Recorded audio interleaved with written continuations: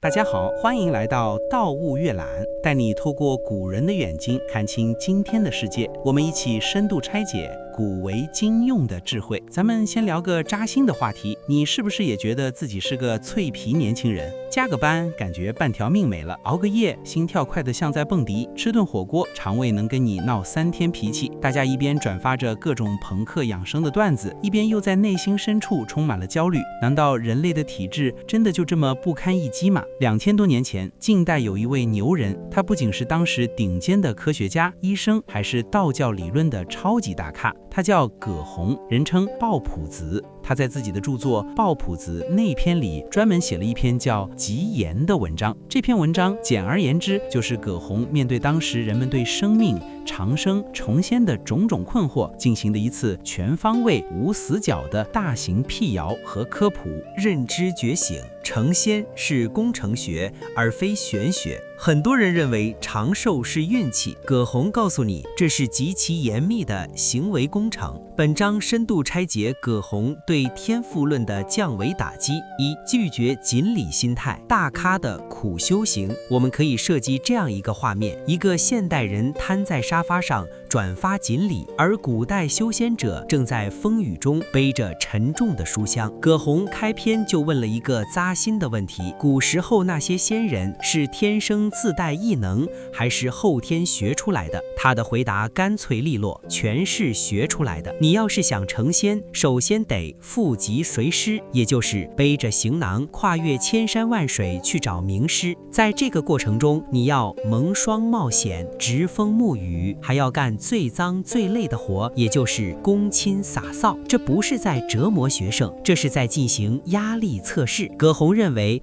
只有在危困之中表现出性度行真、心无怨二的人，才配进入核心实验室，也就是升堂入室。2. 为什么你的3分钟热度是致命的？葛洪在2000年前就看透了人性中的及时反馈陷阱。他说，大多数人失败是因为以下几种心态：半途而废，待厌而终止，觉得累了，没意思了，撤了；名利诱惑，囿于荣利，练了2天，发现还是去赚钱当官来得快；急于求成，朝为而夕欲其成，这是最普遍的。早起跑了个步，晚上就想瘦5斤，刚打个坐就想开天眼。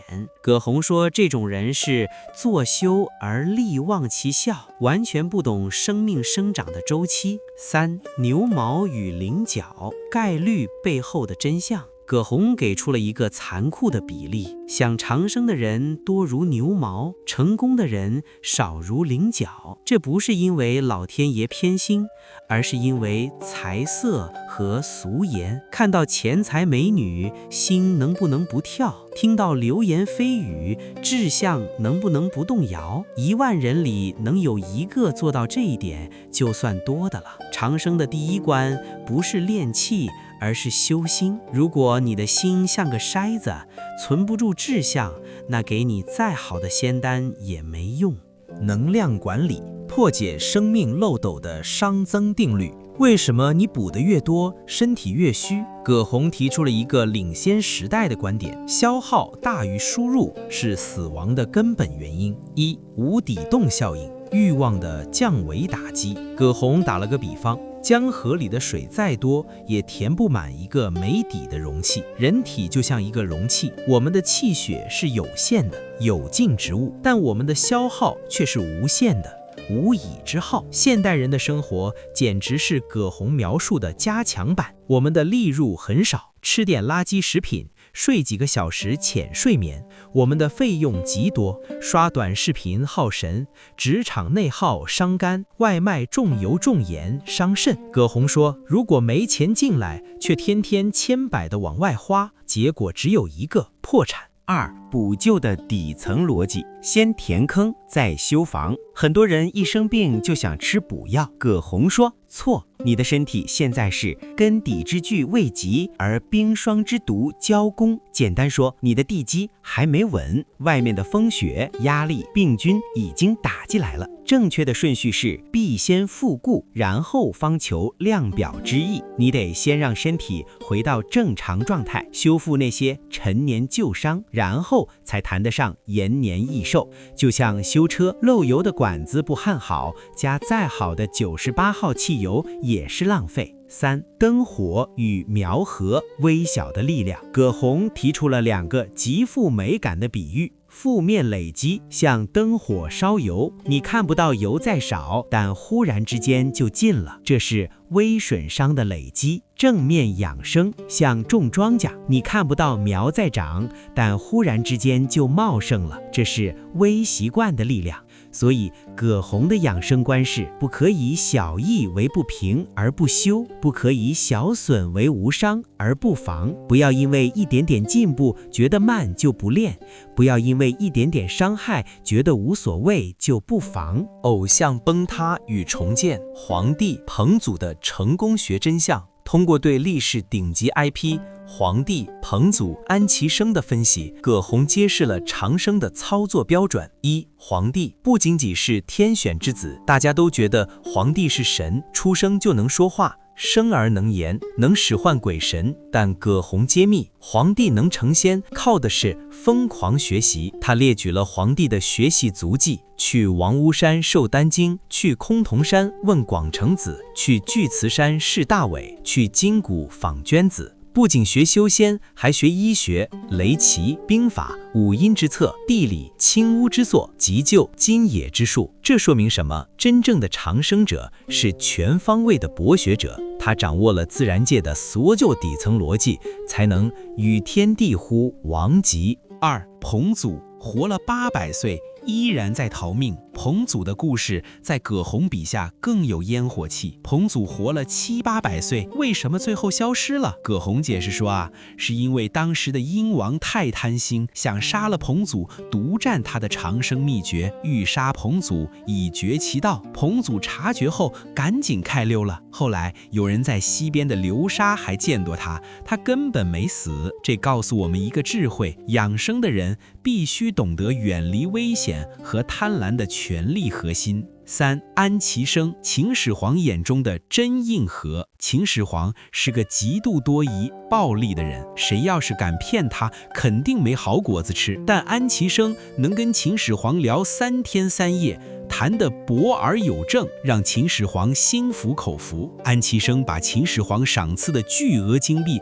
扔在富香亭，只留下一双红色的玉拖鞋。葛洪认为，如果安其生没有真本事，在秦始皇面前早就被烹煮屠戮了。他能后代而走，说明长生之法是有辅具的，也就是客观证据的。病理深度拆解，为什么有些养生达人死得更快？这是一个非常现实的问题。为什么有些人天天锻炼吃补药，反而走得早？葛洪给出了生命质量检测报告。1. 草木药的天花板。葛洪很直白，如果你只吃草药练导引，顶多是延年迟死，成不了仙。因为草木药只能修补，不能治变。这就好比你天天给木头刷漆，它确实烂得慢，但它变不成黄金。想要质变，必须得有金丹。当然，对我们现代人来说，能做到延年迟死，已经是巨大的成功了。2. 补丁打在破布上，修复力的局限。葛洪提出了一个扎心的真相：受气厚薄。每个人出场时的配置不一样，有些人受气本多，伤损薄，容易养；有些人受气本少，伤损深，难救。他用杨柳做比喻，杨柳是最容易活的，你横着插、倒着插都能活，但如果你把它埋得浅，还天天去摇它、剥它的皮，它照样会枯萎。生命是易伤难养的。很多人在开始养生的时候，根源已经丧失了，只剩下一些支流在勉强维持。3. 余烟与枯叶，生命假象。葛洪描述了一种令人毛骨悚然的假象：入水之境，火灭了，烟还在冒。既断之木，树砍了，叶子还是绿的。有些人的气血还在动，但灵根亦凋于中矣。这就是为什么很多人看起来挺好，体检突然查出大病，因为他们察觉到病的那天，绝病之日，其实身体已经崩盘很久了。行为准则及言中的生活避坑指南这一章是实操干货。葛洪列举了数十种日常生活中看不见的杀手。一，什么是真正的伤？大家以为伤就是淫欲，葛洪说你也想得太简单了。真正的伤藏在这些细节里：情绪耗能、悲哀憔悴、喜乐过差、急己所欲、欢呼哭泣；行为耗能，强举重物、力所不胜、久谈言笑、寝息时食、醉后呕吐、饱食即卧、跳走喘乏；感觉耗能，耳即听、目久视、久坐、久卧。2. 饮食的五行杀机。葛洪提出了一个非常独特的五味禁忌，这与常规的中医五行归属略有不同，值得玩味。酸多伤脾，酸属木，木克土，脾属土；苦多伤肺，苦属火，火克金，肺属金；辛多伤肝，辛属金，金克木，肝属木；咸多伤心，咸属水，水克火，心属火；肝多伤肾，肝属土，土克水，肾属水。葛洪的逻辑非常清晰，偏食任何一种味道都会通过相克原理杀掉对应的脏器。3. 摄生者的12不育手册。为了长生，葛洪给出了一套低能耗生活模板：不欲及饥而食，食不过饱；不欲即渴而饮，饮不过多；不欲其晚，不欲汗流，不欲多睡；不欲极目远望，不欲广志远愿；冬不欲极温，夏不欲恐凉，大寒大热、大风大雾都要躲避。给聪明人的最后通牒。葛洪他知道啊，这个世界上总有一种人自诩为达时之命，他们会说，人活一辈子就要激情四立，想吃就吃，想玩就玩，何必为了多活几年，这也不行，那也不行。葛洪对这些人的评价是，这种话呀，就像风吹过耳朵，电闪过眼睛，对他们没用。他们啊，甘心在晚起之前气绝身亡。你跟他们谈养生，就像给瞎子看镜子，给聋子听音乐。极言的核心逻辑其实就一句话：长生不是奇迹，而是对微小损害的极致防御和对微小益处的极致积累。道就在你的行为里，在你的每一个念头里。先人的实习期，不为人知的职场历练。原文拆解：彼莫不负局随师，积其攻情，攻亲洒扫，气阔劳逸，终被事以危困。想象一下，你穿越到了晋朝，想找葛洪求长生不老术，你以为到了深山，师傅会立刻传你口诀，让你白日飞升？错。你到了山门口，师傅先扔给你一把扫帚。第一年，你每天的任务是打扫方圆5里的落叶；第2年，你负责给师傅挑水、砍柴、种菜，手上磨出了厚厚的茧子；第3年，师傅带你进山采药，暴雨如注，你被冻得浑身都发抖，还要保护背篓里的药材不被打湿，这叫信行测试。葛洪说，古代先人都要经历这个阶段，为什么？因为长生是一场超级马拉松，如果连扫地挑水这种磨性子的事都做不好，如果遇到点风雨就想家，那你根本承载不了后续高深的力量。所有的神通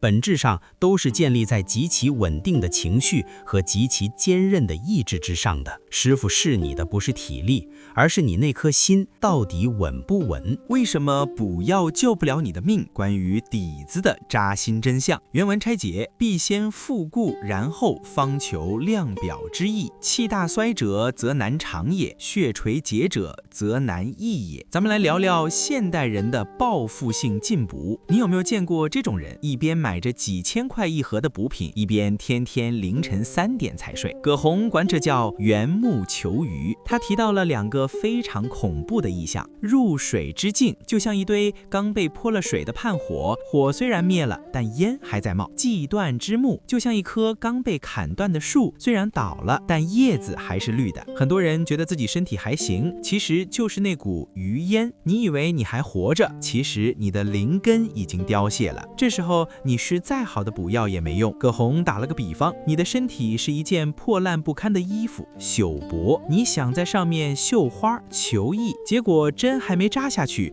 布先碎了。所以养生的第一步不是加法，而是止损。在你追求活到120岁之前，先把你每天熬夜丢掉的那10年寿命捡回来。舌尖上的暗杀，五味相克的修罗场。原文拆解：酸多伤脾，苦多伤肺，辛多伤肝，咸多伤心，甘多伤肾。这段内容是葛洪对饮食的最精辟的论述。我们把这5种味道想象成5种性格极端的杀手。酸味杀手木克土，你特别爱吃酸，觉得开胃，但葛洪提醒你，酸味是木属性，脾胃是土属性。过度的酸就像在贫瘠的土地上种了太多的树，树根会把土抓碎。这就是为什么长期嗜酸的人消化系统往往很敏感。苦味杀手火克金，很多人为了降火，天天喝苦茶。苦属火，肺属金，烈火灼金，苦味吃多了，最容易伤到肺气的清肃。辛味杀手金克木，无辣不欢的小伙伴注意了，辛属金，肝属木，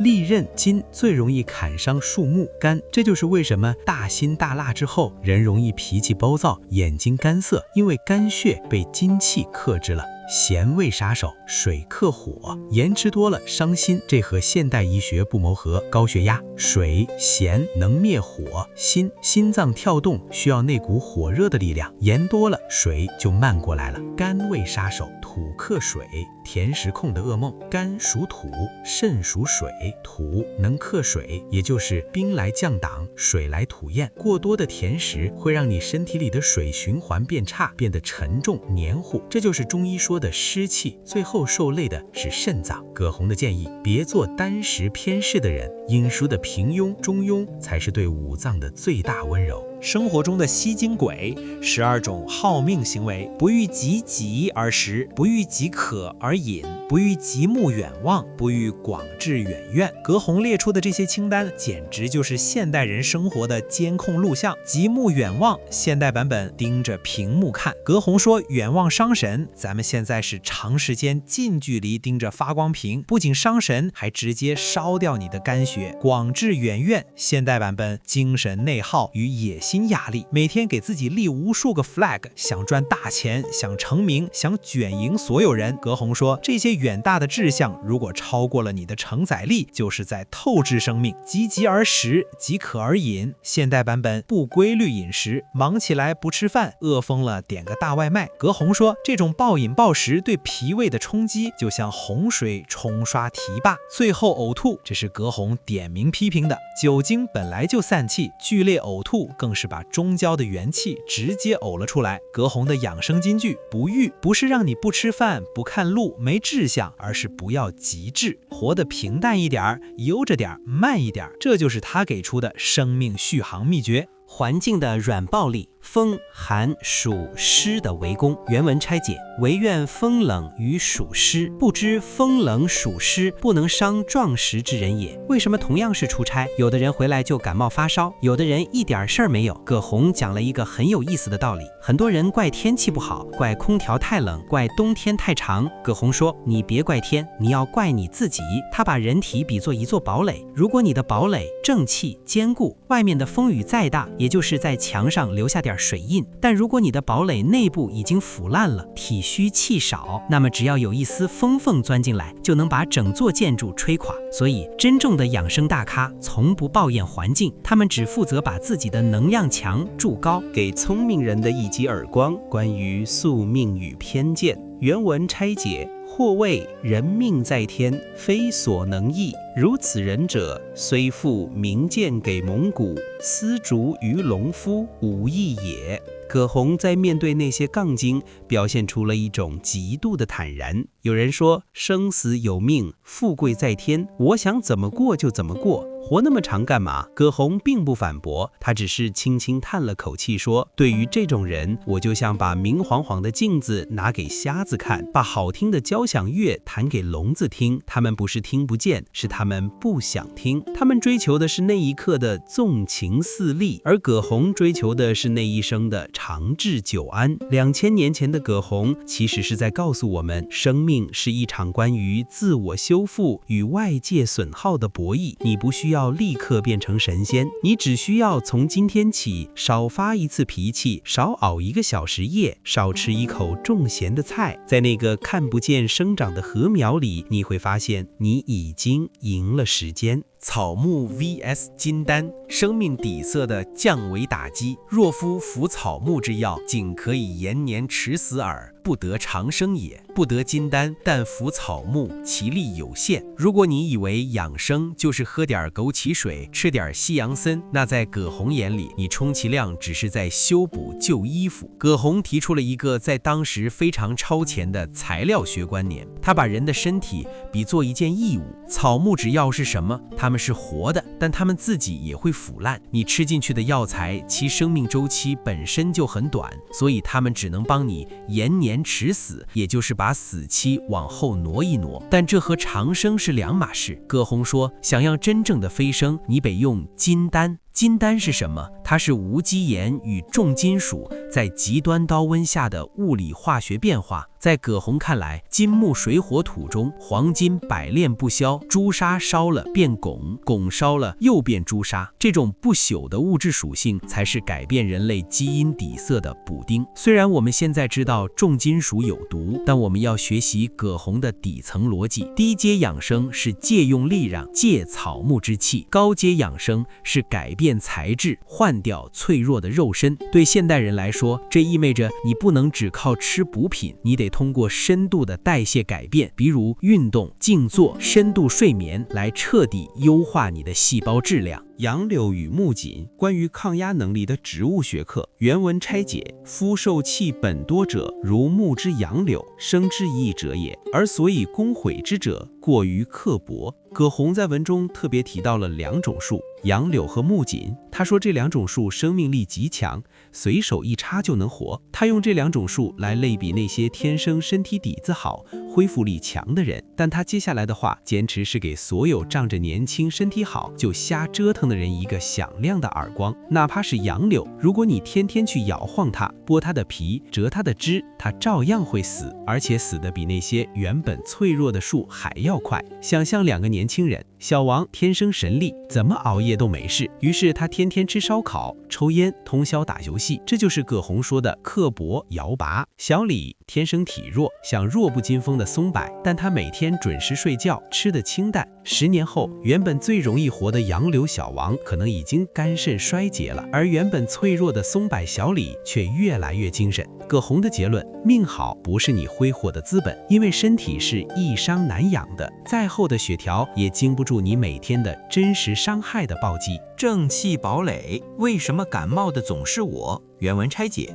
不知风冷暑湿，不能伤壮实之人也。徒患体虚气少者，不能堪之。这段话是葛洪对环境免疫学的定义。当时的社会，大家对传染病、讲瘴气、风邪充满恐惧，很多人觉得得病是运气不好，是天气太差。葛洪说，咱们来做个对照实验，找几个人年纪一样，吃穿也一样，一起去沙漠，一起熬严冬，天上下着雪，地结着冰，冷风呼啸。结果呢，有的人病倒了，有的人甚至冻死了，但有的人却一点事儿没有，脸红扑扑的，照样走路生风。为什么？葛洪给出了他的核心算法：体虚气少。风寒暑湿，这些都是外界的病毒攻击，他们就像黑客，每天都在攻击你的防火墙。如果你的防火墙，也就是正气有漏洞，黑客瞬间就能黑掉你的系统；如果你的代码，也就是正气强健，黑客连门都摸不到。所以葛洪在吉言里反复强调，别总是想着躲避这个世界，你要让自己变得不可被伤害。心理建设，修行者的长线主义。原文拆解：人退己进，因子所以穷至道也；静坐若始，县门所以至云龙也。葛洪在这里提到了2个古代大神殷长生、殷子和县门殷子的反向操作。当所有人都在争权得利，在世俗的泥潭里打滚的时候，殷子选择了退。这个退不是逃避，而是一种极高明的能量回收。葛洪认为，一个人的能量是有限的，如果你把能量都花在应酬、炫耀和焦虑上，那你修行的能量就没了。真正的进步往往发生在所有人都在退后的时候。2. 县门的初心不改。县门成仙的秘诀只有4个字：静坐若始。就是说，他修炼到100个年头时，那种恭敬和勤奋和第一天刚入门时一模一样。这太难了。我们大部分人减肥第1周斗志洋洋，第2周就开始摸鱼。葛洪说，修道就像烧一壶水，你烧到99度停了，那它永远也开不了。只有那个能坚持到最后1秒的人，才能看到云龙从天而降的奇迹。生活黑客的12禁区，细节的魔鬼。原文拆解：不欲广志远远，不欲汗流，不欲极目远望。葛洪这套不欲清单，如果放在今天，就是一份高效能长寿手册。不欲广志远，现代解读：别给自己设定那些虚无缥缈、让你焦虑到失眠的目标，比如30岁前财务自由，必须买到学区房。过大的愿望会像黑洞一样吸干你的精气神。不欲汗流，现代解读：拒绝健身房式的报复性自虐。很多人平时不动，周末去健身房练到虚脱。葛洪认为，大汗淋漓会导致气随汗泄，这叫伤。最好的运动是微微出汗，点到为止。不欲及饥而食，即渴而饮。现代解读：保护你的血糖平稳，别等饿得发晕才吃饭，别等渴得嗓子冒烟才喝水。生命需要的是平稳的流动，而不是过山车式的补给。不欲多睡。现代解读：赖床也是一种耗能。葛洪认为，睡久了气会瘀滞，那种睡到下午才起床的行为，在吉眼里是被明令禁止的。终极辩论：命在天还是道在人？原文拆解：或谓人命在天，非所能易。如此人者，虽复明鉴给蒙古，丝竹于农夫，无益也。在文章的结尾，葛洪安排了一场跨越时空的辩论赛。反方选手的观点：老葛啊，你省省吧，人什么时候死，那是阎王爷定的，是老天爷定的。你在这儿又是吃药，又是修补，又是节制的，活吧这么辛苦，万一老天爷就让你活40岁，你做这些有用吗？不如及时行乐。葛洪正方的回击：葛洪没有直接骂人，他举了一个极其深邃的例子。如果一个人的命真的是天定的，那为什么同样是生病，吃药的人活了，不吃药的人死了？为什么同样是打仗，穿盔甲的人活了，赤身肉搏的人死了？他提出了一个伟大的公式：生命等于先天禀赋和后天修补。老天给你的是一张原始的牌，但怎么出牌，怎么通过后天的保养来延长这张牌的使用寿命，这完全掌握在你自己手里。葛洪冷冷地看着那些沉溺于酒色、嘲笑养生的人，他说，这些人甘愿在繁华和享乐中气绝身亡，这是他们的自由。但对于那些想要主宰自己命运的人，葛洪点亮了一盏灯。亲爱的朋友们，当我们读完葛洪的集言，我们读到的并不仅仅是一个古人对长生的渴望，更是一套极其严谨的生命管理系统。他告诉我们，别迷信天赋，所有的卓越都是苦修出来的。别忽视细节，你的身体就是你所有生活习惯的总和。别挑战自然，顺应规律才是最大的自由。在这个快节奏的时代，我们每个人都在刻薄自己的生命，我们熬最深的夜，焦虑最远的事。读读葛洪吧，去像保护那株微小的禾苗一样，保护你的精气神，去对待那个刚入门的学子一样，敬畏你的每一天。长生或许不是变成神仙，长生是当你到了80岁，依然能看清远方的山，听清风里的歌，依然能用那颗不曾老去的心去感受这个世界的美好。这就是鲍铺子吉言想要告诉我们的终极真相。看完这支深度解析的影片，你对自己的生活有什么新的计划吗？是从明天起早起半小时，还是把那个困扰你已久的焦虑目标划掉？在评论区留下你的修行誓言，让我们一起在生命的马拉松里静足若石，稳步向前。